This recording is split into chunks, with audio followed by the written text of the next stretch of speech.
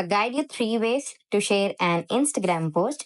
So let's say I'm going to the post and I think I found this and found this good and I will need to share this post. I can tap on 3 dots over there.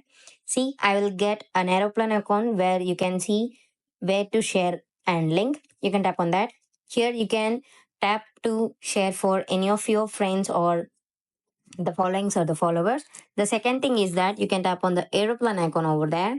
If you tap on that, you can tap on any one of the people and you can tap on share, and you can copy that link. You can share to the Facebook, you can share it to Snapchat, Messenger, Twitter, anywhere you want. And the third way is that you can tap on that.